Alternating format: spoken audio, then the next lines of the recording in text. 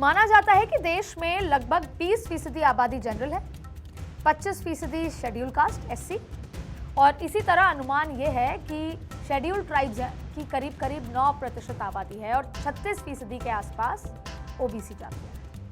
हालांकि देखिए सभी आंकड़े अनुमानित आंकड़े हैं क्योंकि आज़ाद हिंदुस्तान में जाति आधारित आंकड़े कभी उस तरीके से जारी हुए ही नहीं।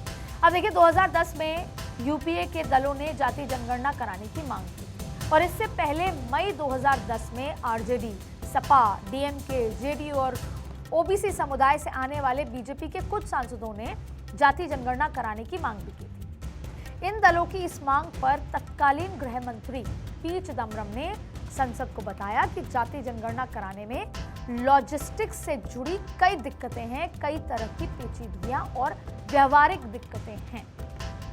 अब देखिए चिदम्बरम ने संसद को जातिगत जनगणना और जनगणना के बारे में फर्क भी समझाया। फिर चिदम्बरम के दलीलों और तर्कों से यूपीए के ही जो दल थे वो सहमत नहीं हुए। वे सरकार पर दबाव भी बनाते रहे।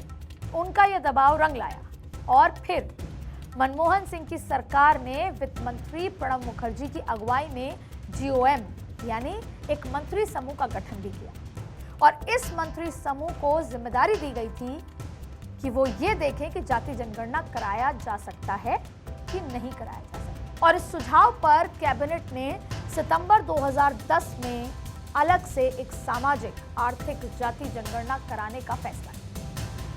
इस सामाजिक आर्थिक जाति जनगणना यानी कि एसईसीसी पर करीब 4,900 करोड़ रुपए खर्च किए गए। हैरान करने वाली बात यह रही कि इसमें जाति जनगणना का डेटा को शामिल नहीं किया गया। हालांकि बीजेपी ये कहती है कि कांग्रेस ने वो आंकड़े अपने फायदे के लिए जारी नहीं किए और कांग्रेस का ये दावा है, ये दलील है कि बीजेपी ने आंकड़े जारी नहीं करने दिए क्योंकि तब तक एनडीए की सरकार आ गई थी। लेकिन अब जो जनगणना होगी उसमें जातियों के गणित का चैप्टर भी खुलेगा क्योंकि जो सेंसस होगा उसमें एक बॉक्स है जिसमें आपको टिक करना होगा कि आप किस जाति से, और आंकड़ों की सच्चाई भी अब सामने आएगी। लेकिन यहां भी एक सवाल उठता है कि आंकड़े सामने आएंगे तो सबका साथ और सबका विकास वाली उसी बात का क्या होगा।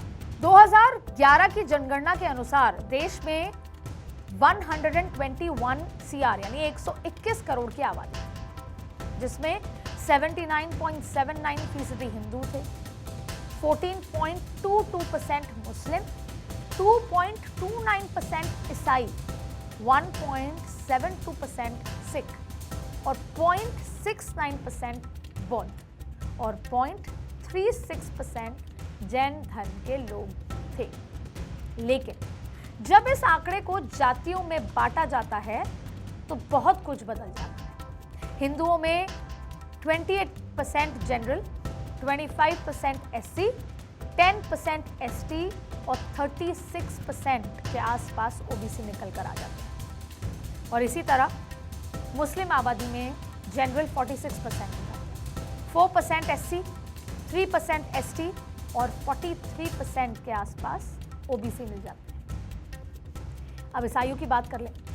22% जनरल, 33% एससी, 24% एसटी और 17% के आसपास ओबीसी मिलते हैं। फिर सिख जनरल आ जाते हैं 46%, 46%, 47% एससी, 1% एसटी और 4% के आसपास ओबीसी। और साथ ही बुद्धिस्ट और जैन के आंकड़े भी आपके सामने। हालांकि आंकड़े अनुमानित हैं और जमीन पर हालात क्या हैं इसका खुलासा तो जाति जनगणना के बाद ही हो पाएगा। अब इसी गणित को साध कर बीजेपी पिछड़ों को अपने साथ जोड़ने की पूरी तैयारी कर रही है।